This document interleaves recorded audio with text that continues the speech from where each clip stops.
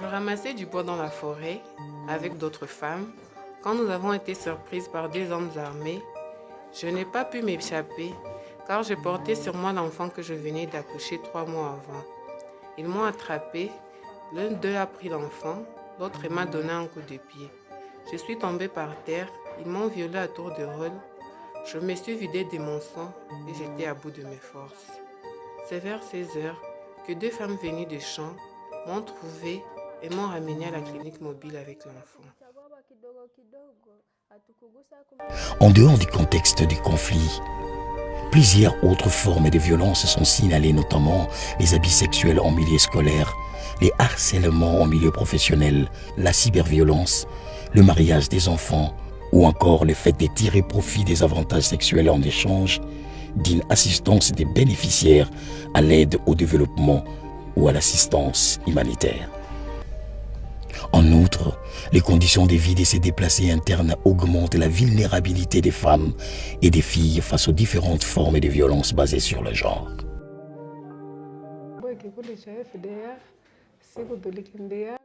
Nous étions à la maison sans nous rendre compte que les quartiers étaient déjà vidés.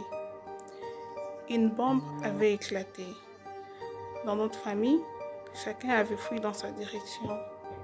Et dans ma fuite, je croisais d'autres filles que je ne connaissais pas. Arrivés à l'endroit appelé Petit Massissi, nous avons rencontré des militaires du M23 et ces derniers nous ont arrêtés et placés dans une fosse après nous avoir toutes violées. Les partenaires techniques et financiers ont mis en place des interventions permettant de sauver les vies dans les contextes des crises humanitaires et de développement, tout en s'attaquant aux causes profondes des violences à travers des mécanismes institutionnels et communautaires. La lutte contre les violences faites aux femmes, les violences basées sur le genre, les violences sexuelles sont vraiment une priorité de la politique étrangère de la Belgique depuis plusieurs années. C'est vraiment au cœur du combat que nous voulons mener dans nos interventions. Par exemple, dans un contexte humanitaire, mais aussi des solutions beaucoup plus longtemps dans un contexte du développement. Et cette convergence des acteurs différents est très importante pour avoir vraiment un impact durable dans le pays et un changement de comportement qui va durer. Les espaces sûrs mis en place dans les camps constituent des cadres d'autonomisation et d'accompagnement de la femme et des filles pour assurer leur dignité et leur épanouissement. Pour le moment, nous avons l'espace sur Don Bosco, l'espace sur Bushagara, l'espace sur Busayo, l'espace sur Lushagala, l'espace sur Zulo, l'espace sur Bweremono et les points d'écoute Bichangue. Nous gérons tous ces espaces. Nous nous assurons de la sécurité et le bien-être psychosocial de femmes et de filles qui ont des besoins multiples.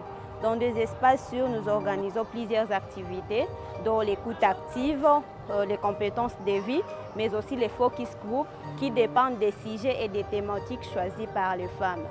Dans les compétences de vie, nous avons la pâtisserie, l'art plastique, la savonnerie et la coupe-couture. Et ça peut aussi dépendre si les femmes ont d'autres propositions, on les prend souvent en compte. Les espaces sont créés en réseau de besoins de femmes. Les femmes expriment leurs besoins. L'emplacement des espaces dépend des besoins de femmes, les thématiques, tout ce qui se passe dans les espaces. Nous tenons en compte leurs priorités et leurs choix. Les survivantes identifiées dans ces cadres communautaires sont orientées vers les centres intégrés des services multisectoriels pour une prise en charge adéquate. À l'époque, c'était vraiment un sérieux problème. Les survivantes ne savaient pas où se plaindre, où se situer. Mais depuis que ce centre a été construit, nous recevons pas mal de cas et nous leur rendons autant de services. La RDC compte actuellement 22 CISM. Pour ne laisser personne de côté et faciliter l'accès aux points des prestations des services à travers le pays, la ligne verte 49 55 55 permet d'offrir une assistance aux victimes